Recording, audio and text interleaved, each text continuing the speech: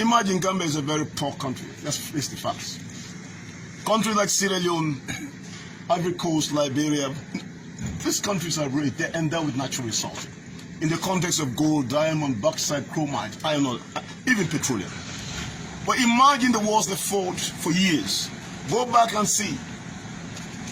It has retarded all what they've gained over the years. In other words, give them a very serious setback. And Gambia is a very poor country. We cannot afford to allow conflict in this country. It is not in our collective interest. Yeah. Sorry, I would like to. I want to know what can you do as your role to unite the political leaders in the Gambia? Because as you see, most of the political leaders in the Gambia, some of them are into this tribalism, as you said. So, what is your role, and what will be your greatest advice that you can put across to them? I mean, to be honest with you, it's a concerted effort, not an individual effort. My views, your views should be very resonant and very direct to the point. If this is a view shared by all of us to say we would like to see us working together as a nation, let's look at this. Look at it in this way: Gambia is all Gambians. Period. Politics aside, tribalism aside, and that is a major message, in my opinion, we should filter down. If this is something embraced by every Gambian, alone we cannot do it. But we can always make the clarion call to say, let's not do it. Why? We've seen it from other countries. It went the other way. In other words, it degenerated into a conflict situation of unprecedented proportion. So Gambia, in my opinion, we should not allow that to happen. Thank you. You are watching VM International TV, and welcome. Earlier today, CDS Drame met the governor of West Coast Region, Lamin Sane, concerning about how to maintain peace and stability in the Gambia. He addressed the people and the nation that peace is life and conflict will only divide us as Gambians and nothing else. He added by saying there is no room for tribalism in the Gambia. Gambia is a small country. Let's maintain peace, love and stability. Nobody would emerge as a winner if there's a problem in this country. All of us stands to lose, including my very side. We are talking out of experience. We've served in conflict-ridden countries. We've seen the repercussions of conflict. Conflict comes with a lot of repercussion. In Israel, usually always, there's wanton destruction to lives and properties. In Israel, there's what we call vicious circle. In Israel, there's what we call deep-felt animosity. Although people can forgive, but they cannot forget. It's a natural instinct. You guys basically as journalists, usually always having drawn useful lessons from other conflict situations across the world. What is the main cause of conflicts in Africa? One of the main causes is tribalism, nepotism, and other forms. But mostly in Africa, tribal sentiments is the main cause of conflict in Africa. In Rwanda, within 3 months, within the span of 3 months, over 800,000 lives were perished. Those were the lives accounted for. Imagine those who died unaccounted for. And again, what was the cause of that war, civil war in Rwanda? Is tribal sentiment. Hutu, Tutsi. You ask yourself, what is the importance? Within 90 days, over 800,000 lives got perished.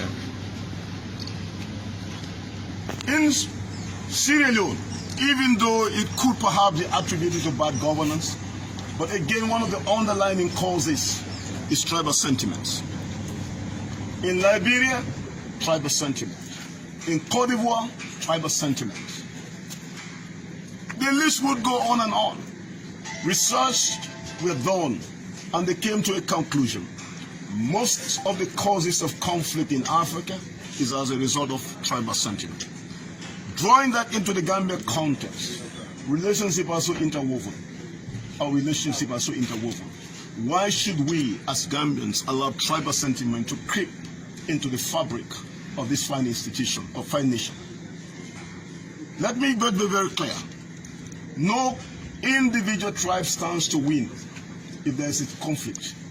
All of us would be a loser. I'm talking out of experience.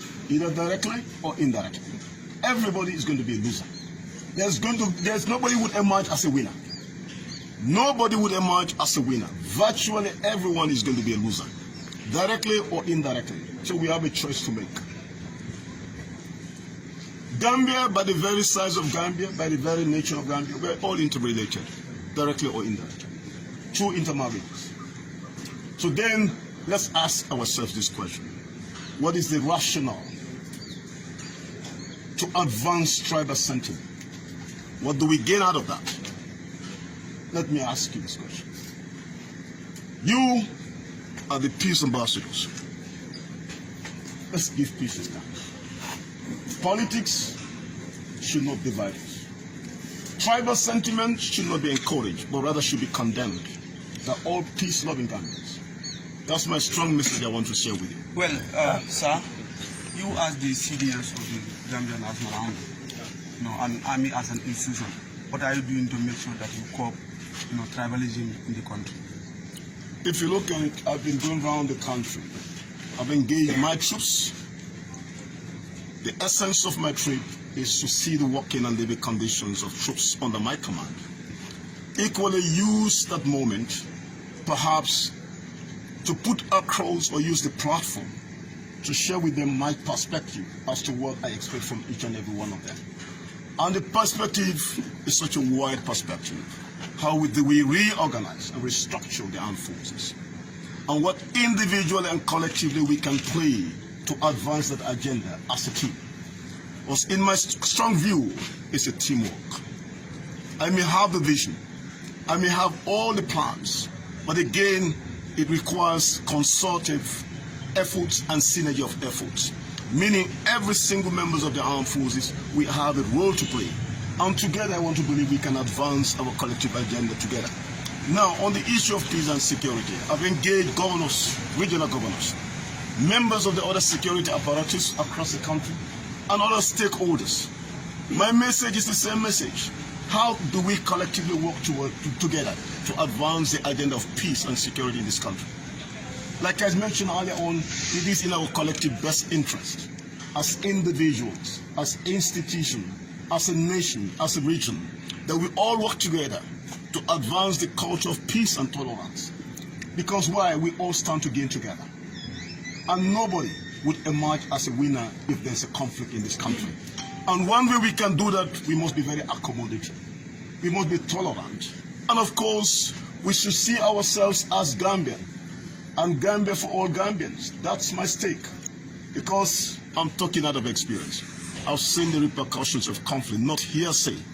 Meaning I've served in conflict-ridden countries. In other words, I'm drawing from those lessons. We've seen the repercussions of conflict. It retards progress.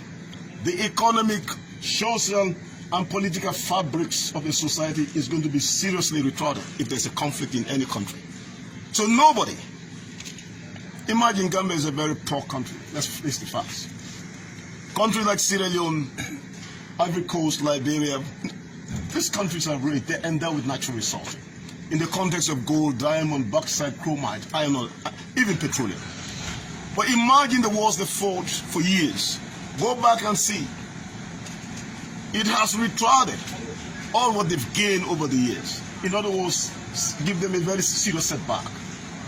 And Gambia is a very poor country. We cannot afford to allow conflict in this country. It is not in our collective interest. Yeah. Well, sir, I'm sorry. I would like to. You had a closed-door meeting with the governor, Mr. Sane. What was the theme of the discussion? I mean, like I said, I've been going around meeting governors, and the message is just the same message.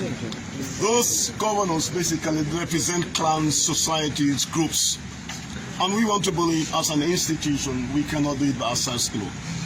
That is to say, even though we're endowed, we're the custodians of the constitutions, we are the vanguard when it comes to the integrity and sovereignty of this country. Notwithstanding, the armed forces as an entity cannot do it by themselves alone. Hence, there's a need for collaboration and cohesion of efforts across all sectors and all areas of organization, which is why we believe the governors, they have a critical and pivotal role to play. Because they administer people. We expect them perhaps to share with the average Gambians the need for us to work together. more so in the interest of how do we preserve peace and tranquility in this country. They have a role to play. My message is one of those. And also, how perhaps we should denounce violence in this country. How perhaps we should not allow politics to divide us further. Politics is a process. After politics, in my opinion, let's move forward. That's my stick. But if we allow to be hindered by philosophy or ideologies, that would perhaps be very detrimental to the coexistence and cohesion of this country, let's think, is it in our interest? In my opinion, definitely it's not going to serve our interest. One more before you go. I would love to ask this question. My name is Musa Trawale from Home Digital FM. I want to know what can you do as your role to unite the political leaders in the Gambia? Because as you see, most of the political leaders in the Gambia, some of them are into this tribalism, as you said. So what is your role and what will be your greatest advice that you can put across to them? I mean, to be honest with you, it's a concerted effort, not an individual effort.